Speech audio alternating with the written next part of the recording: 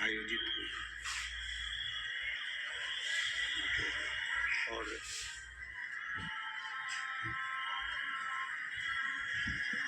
देव से महादेव तक की ये यात्रा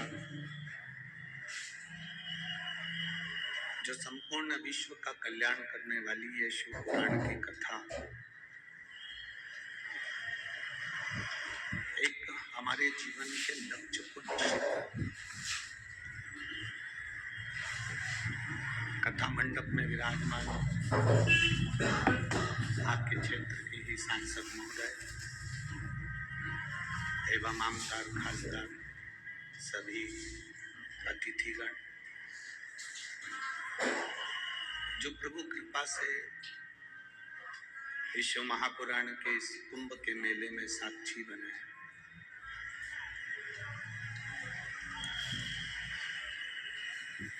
एक शिव कृपा करते हैं, देवाधिदेव महादेव की करुणा होती है, उनकी दया होती है, तब हम अपनी जिंदगी में कुछ अच्छा कर पाते। कल कथा में कहा था कि जिंदगी में जीवन में ऐसा कोई व्यक्ति नहीं जिसके जीवन में तकलीफ नहीं, कष्ट नहीं।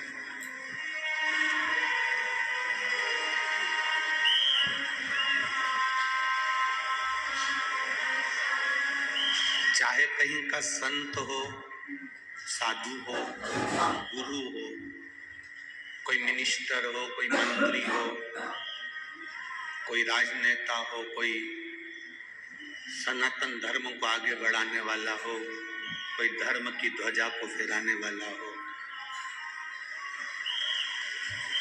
ऐसा संसार में कोई जन्मा ही नहीं जिसको केवल प्रशंसा ही प्रशंसा मिली।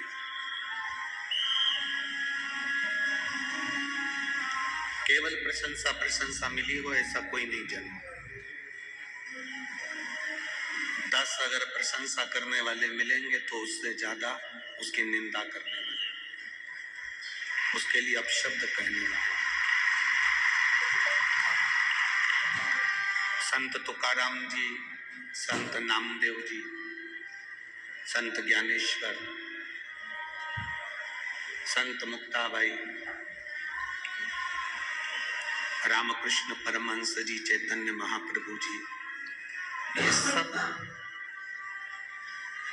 जितने भी भारत की भूमि के संत हुए, साधु हुए और जिन्होंने इस राष्ट्र को आगे बढ़ाने का प्रयास किया, वो चाहे वो सत्ताधारी हो, नेता हो, अभिनेता हो, जो उनको भी जाने दो। आप अपनी भी सोचो। आप सोचो कि आपकी प्रशंसा आपकी बहू दिन रात करे तो बहुत मुश्किल है, एक आध बार वो निंदा करे भी कर रही नहीं सकती। आप सोचो कि आपकी सास आपकी हमेशा तारीफ ही तारीफ करे तो एक आध बार वो निंदा करे भी कर रही नहीं सकती।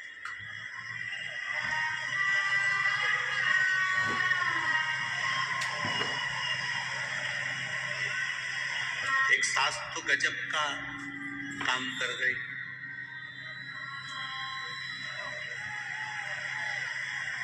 एक सास ने तो पशुपति व्रत करा था भगवान का, उसमें पत्र भी लिखा था नोएडा दिल्ली में, आप लोगों ने सुना होगा उस पत्र को।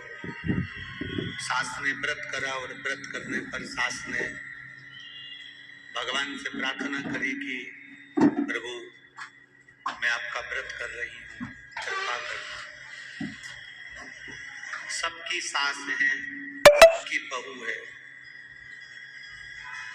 सब सास अपनी अपनी बहू की निंदा करती है। मेरे घर में कोई बहू नहीं है, मैं किसकी निंदा करूं? मैं निंदा किसकी करूं? तो उसने पत्र में लिखा कि मैंने भगवान से कहा कि ऐसी कृपा कर दो कि मुझे भी एक बहू दे दो जिसकी मैं निंदा कर सकूं।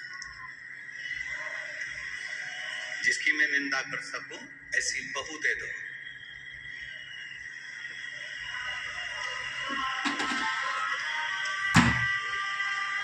अब प्रशंसा करने वाले एक दिन तुम्हारी निंदा कर सकते हैं, प्रशंसा करने वाले एक दिन तुम्हारी निंदा कर देंगे। प्रेशर बड़ा प्रेशर। प्रशंसा करने वाले तुम्हारी निंदा एक ना एक दिन कर देंगे। और इतना याद रखना कि प्रशंसा वाले भले एक ना एक दिन तुम्हारी निंदा कर देंगे, पर निंदा वाले कभी जिंदगी में तुम्हारी प्रशंसा नहीं कर सकते, कभी नहीं कर सकते। प्रशंसा वाले भले तुम्हारी निंदा एक ना एक दिन कर देंगे, वो बदल सकते, पर निंदा वाले कभी नहीं बदलेंगे। निंदा वाला निंदा करने पर आखिरी तक भी उसके प्राण छूटेंगे, तब तक वो निंदा ही करेगा। चुगली वाला चुगली ही करेगा। वो कभी तुम्हारी प्रशंसा नहीं कर सकता, वो तुम्हारी कभी बड़ाई नहीं कर सकता। आप उसको निकाल कर सोने का कोरा भी दे दोगे, हार भी पहना दोगे, शॉल भी उड़ा दोगे, कम्बल भी उड़ा दोगे, अच्छे कपड़े भी दिला दोगे, तो भी वो प्रशंसा नहीं करेगा, निंदा ही करेगा। निंदा। तो शिव महापुराण की कथा कहती है, एक बार माता पार्वती और देवाधिदेव महादेव भगवान शिव दोनों भ्रमण के लिए निकल कर जा रहे थे, दोनों घूमने के लिए जा रहे थे, दोनों चल दिए भ्रमण की ओर आगे बढ़ गए। भ्रमण करते करते जंगल के अंदर प्रवेश कर गए। भ्रमण करते करते वन में, एक जंगल में प्रवेश कर।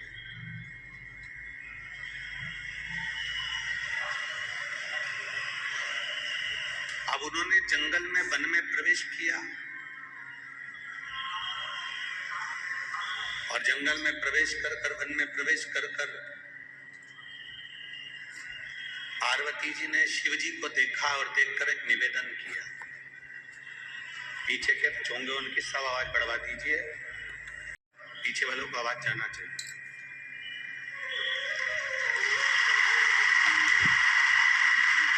तो पार्वती जी ने और शिव जी ने भ्रमण करते करते वन में घूमते घूमते जंगल में प्रवेश किया, वन में प्रवेश किया।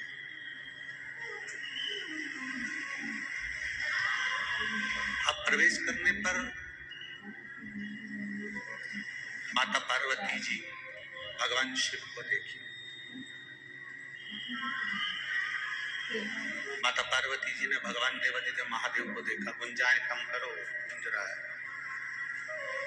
माता पार्वती जी ने शिव जी को देखकर एक प्रार्थना करी, प्रभु ये वृक्ष जो लगा है ये आम का है।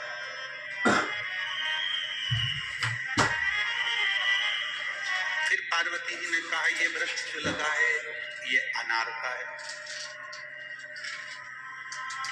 पार्वती जी ने फिर कहा कि ये वृक्ष जो लगा है ये जाम का है। पार्वती जी ने फिर कहा ये वृक्ष आम का है, ये अनार का है, ये जाम का है, ये वृक्ष मौसम्बी का है, ये वृक्ष संतरे का है। ये संतरे का वृक्ष है, ये मौसम्बी का वृक्ष है, ये पार्वती जी बोलती।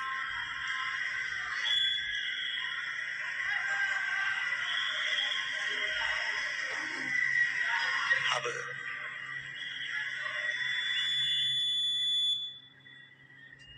थोड़ी दूर चलने पर माता पार्वती जी को एक बमूल का वृक्ष मिला।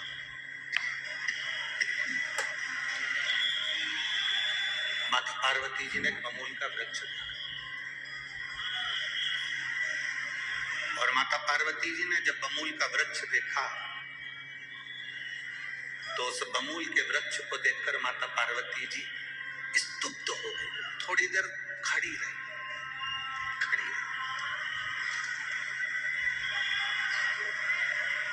कृपया कार्यकर्ताओं से निवेदन है, आप लोग आवाज शोर ना करें। 3 घंटे की कथा को शांति से आप लोग सुने। जो लोग जहां हैं वो वहीं बैठ जाएं, कोई आगे आने का प्रयास ना करे, जहां पर हैं आप लोग वहीं बैठ जाइए।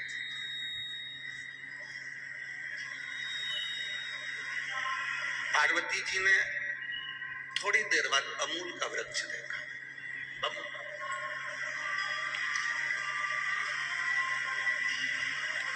अब शिव जी ने आम का वृक्ष देखा, संतरे का वृक्ष देखा, शिव जी ने अनार का वृक्ष देखा, जाम का वृक्ष देखा, और पार्वती जी ने थोड़ी देर बाद बमूल का जो वृक्ष देखा, बमूल का वृक्ष।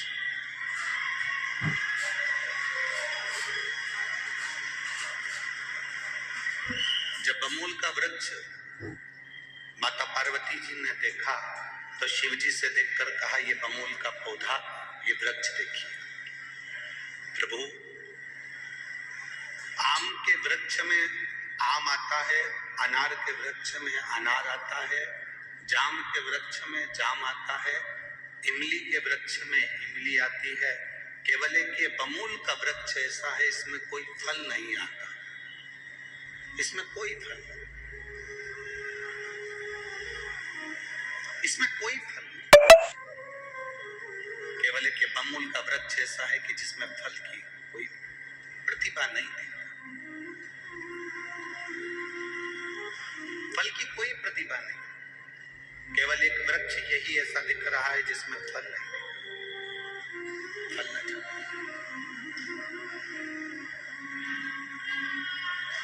शिव जी ने पार्वती जी से पूछा कि तुम चाहती क्या हो, वो बताओ, तुम क्या चाहती, आप चाहती क्या हो वो हमें बताओ, क्या चाहती।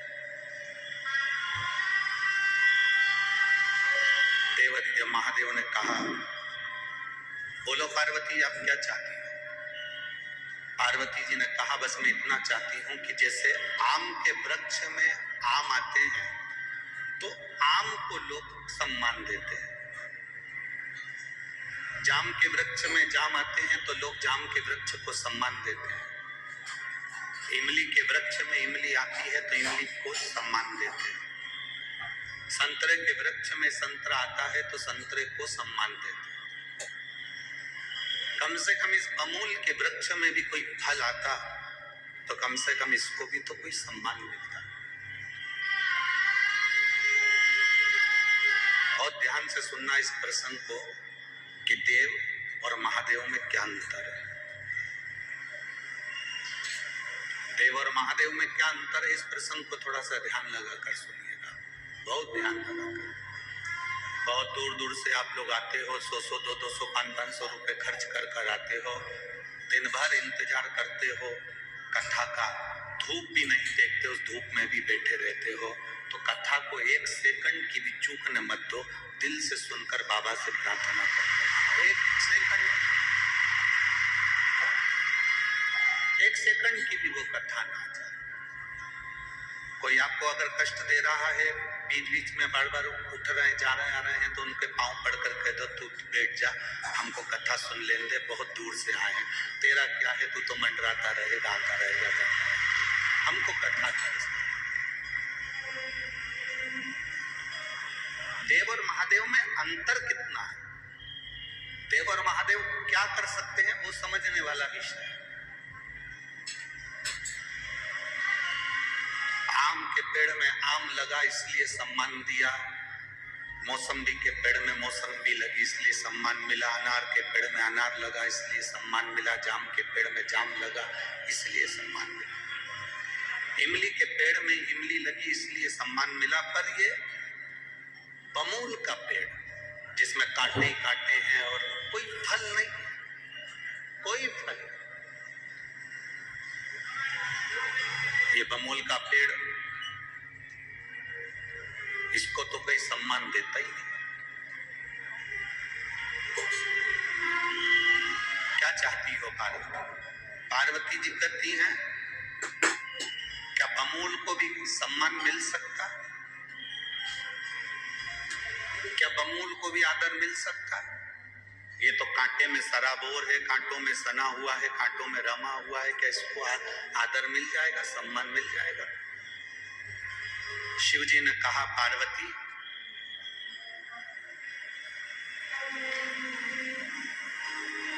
क्या वर्णन करूं। दोनों के बाद संवाद हो रहे थे और उसी बीच में देवऋषि नारद का आगमन हो गया। श्रीमन नारायण, देवऋषि नारद बना। देवऋषि नारद ने पूछा,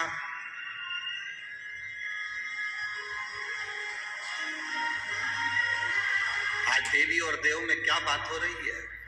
पार्वती जी ने कहा कि मैं आम के वृक्ष की बात कर रही थी कि आम के कारण वृक्ष का सम्मान होता है, अनार के कारण अनार का सम्मान, वृक्ष का सम्मान होता है, इमली के कारण इमली के वृक्ष का सम्मान होता है। ये बमूल में कोई फल नहीं है। क्या इस बमूल का भी कोई सम्मान हो सकता है? देवऋषि नारद ने कहा, मां, देवी, माता, अगर बंजर भूमि पर भी कोई फूल खिला सकता है, जिसको दुनिया पत्थर मारती हो उसको भी अगर कोई बुझवा सकता है, बंजर भूमि पर भी अगर कोई फूल खिला सकता है, कोई जिसको दुनिया पत्थर मारती हो उसको भी अगर कोई बुझवा सकता है, घोड़े पर भी अगर कोई महल बनवा सकता है, तो वो केवल एक है, नारद जी का। कोई शिव कर सकते। शंकर भगवान ने देवऋषि नारद से कहा, नारद तुम कैसी बात करते हो? बमूल के वृक्ष में कोई फल लगेगा क्या? और उस फल को कोई खाएगा क्या? नारद जी कहते हैं, मैं नहीं जानता प्रभु, पर माता चाहती है कि बमूल के वृक्ष को भी आदर मिले, सम्मान मिले, उसके लिए कुछ तो तुम्हें करना पड़ेगा। शिव जी ने कहा, ठीक है देवऋषि नारद, सुनो, आम सीजन में आता है, अनार सीजन में आता है, इमली सीजन में आती है। मैं बमूल के वृक्ष पर मधुमक्खी का छत्ता लगा देता हूं, जिसमें शहद 12 महीने रह सकता है।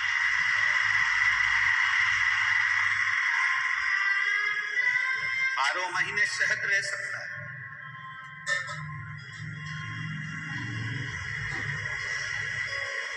और वो शहद जो फल की कीमत है उससे दुगना महंगा वो शहद की कीमत रहे। बंजर में भी फूल खिलाने का सामर्थ्य मेरे देवाधिदेव महादेव में है। दुख की घड़ी में खड़े होकर दुख मिटाने का सामर्थ्य मेरे देवाधिदेव महादेव में है। कष्ट की घड़ी में कष्ट को समाप्त करने का सामर्थ्य मेरे देवाधिदेव महादेव में है। और वो सामर्थ्य जितना देवाधिदेव महादेव में है, वो सामर्थ्य देवाधिदेव महादेव ने आपके एक लोटे जल में दे रखा है कि जल चढ़ाते से तुम्हारा दुख समाप्त हो सकता है। जल चढ़ाते ही तुम्हारा वो दुख मिट सकता है। एक पत्र आया है, बहन जी ने दिया है।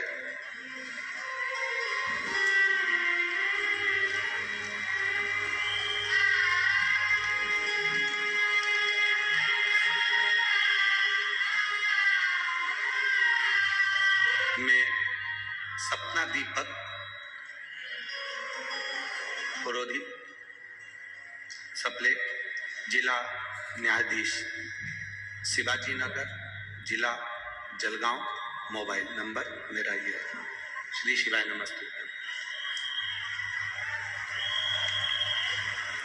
आज पहली बार किसी जज महोदय ने पत्र भेजा है, उसके लिए आपको बहुत बहुत साधुवाद है, धन्यवाद। सरकारी वकील के पद पर थी और बाबा की कृपा क्या होती है मैं इस पत्र के माध्यम से बताना चाहती हूँ। गुरुदेव, मैं हमेशा जज बनने का प्रयास करती थी, पर कुछ नंबरों के कारण रह जाती थी। फिर मेरी माँ ने मुझे बोला, तू शिवजी पे 1 लोटा जल चढ़ाया कर। मैं न्यायालय जाती, पढ़ाई करती, 1 लोटा जल शिवजी को चढ़ाती। मेरी 3 परीक्षा हुई। उस परीक्षा में मैंने बाबा को प्रणाम करा, बेलपत्र शहद का शिवजी को समर्पित कर शंकर भगवान को जल चढ़ाया। आज बाबा का मैं क्या गुणगान करूं गुरुदेव। मेरे बाबा ने मुझे 1 लोटे जल का फल दिया और मुझे जज बना दिया। मैं बाबा को धन्यवाद देता हूं। जज तो मैं बन गई, पर मेरी पोस्टिंग नहीं आ रही थी। गुरुदेव, ऑर्डर नहीं आ रहा था हाथ में। मेरी माँ ने कहा कि चिंता मत कर, पशुपति नाथ के व्रत का स्मरण कर, एक बेलपत्री पर शहद लगा बाबा को विनय कर। मेरी माता के कहने पर मैंने वही किया और बाबा की कृपा से आज मैं ज्वाइनिंग ले ली हूँ और बाबा की कृपा से मैं न्यायाधीश के पद पर विराजमान हुई हूँ। बहुत बहुत साधुवाद है। श्री शिवाय, नमस्ते। बैठिए। शिव तत्व औघड़ी शंभु शंकर इसी को कहते।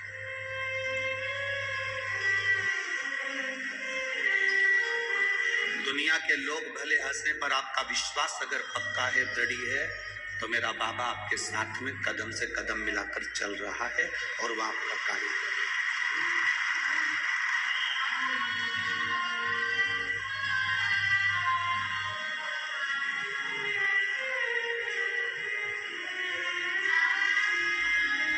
मेरे बाबा दया करना, मैं तेरे भरोसे। भोले बाबा दया करना, मैं तेरे भरोसे। ना घर के भरोसे हूँ, ना परिवार के भरोसे हूँ। मेरे बाबा दया करना, मैं तेरे भरोसे। भोले बाबा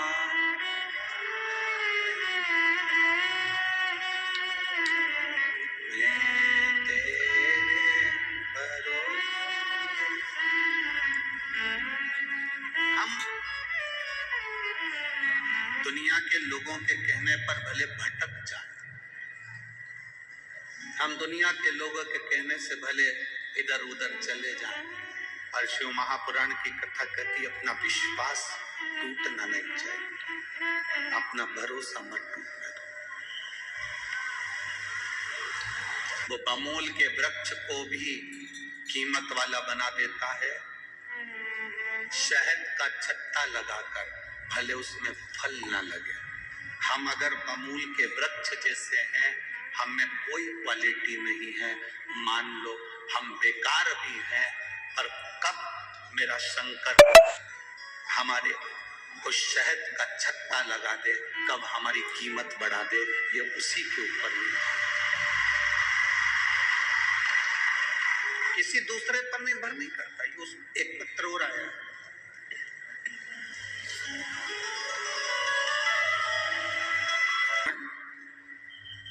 झावरे, मुकाम पोस्ट भेजपुर, तहसील यावल, जिला जलगांव। कहीं बैठे हो तो हाथ हिला सकते हैं।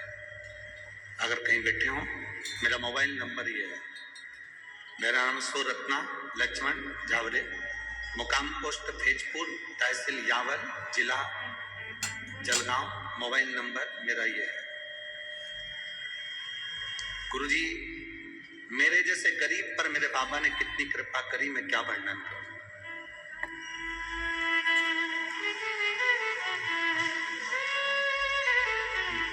बाबा, एक लोटा जल, एक बेलपत्री का क्या वर्णन करूं।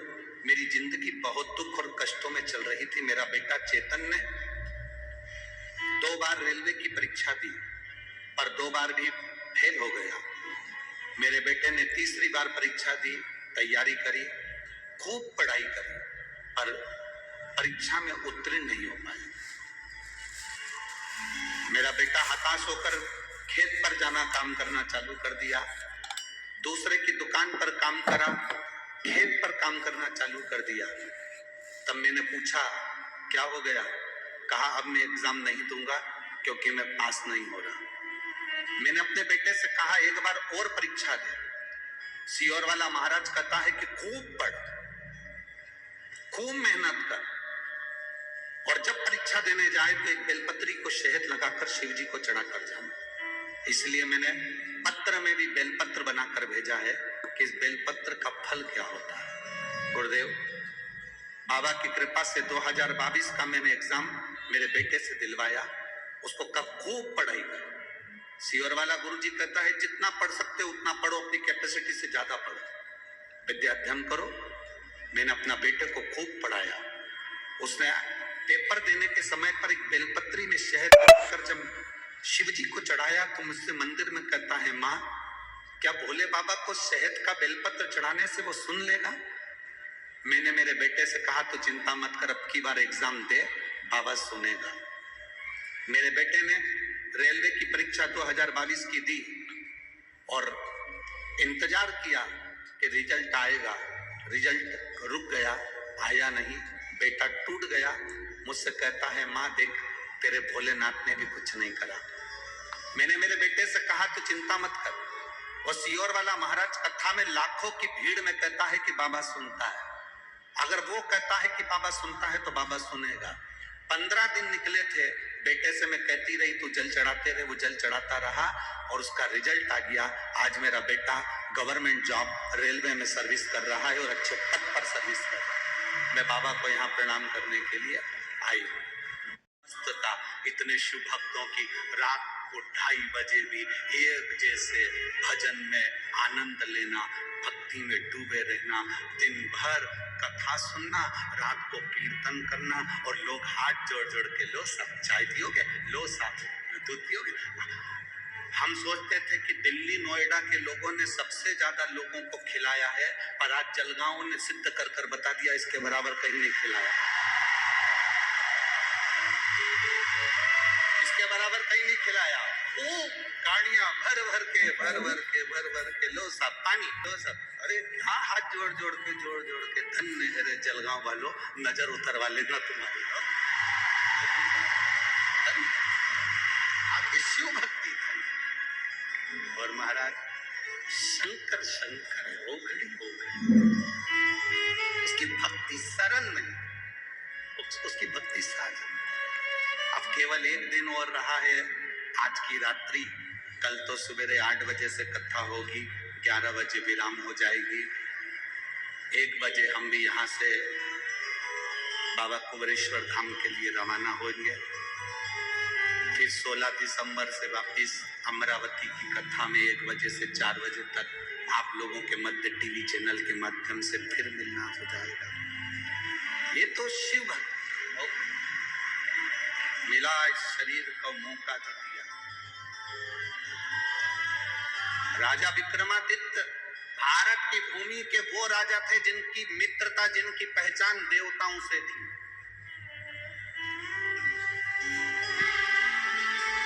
उनकी पहचान कराने वाला कोई दूसरा नहीं था, देव अधिदेव महादेव थे। जो शंकर जी की भक्ति करता है उसकी पहचान दुनिया में हो जाती है, दुनिया में।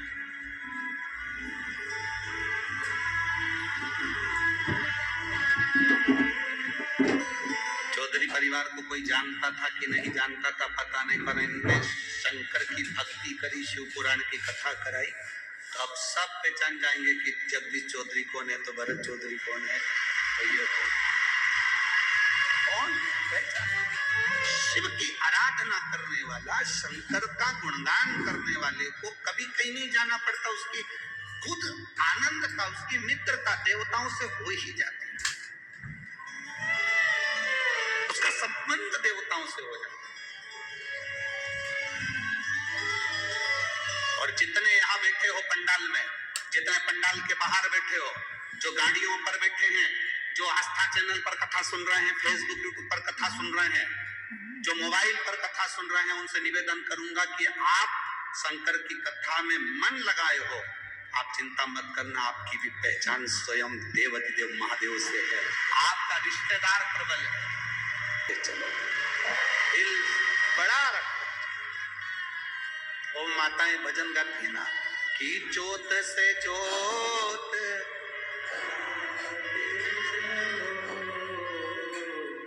प्रेम की कथा,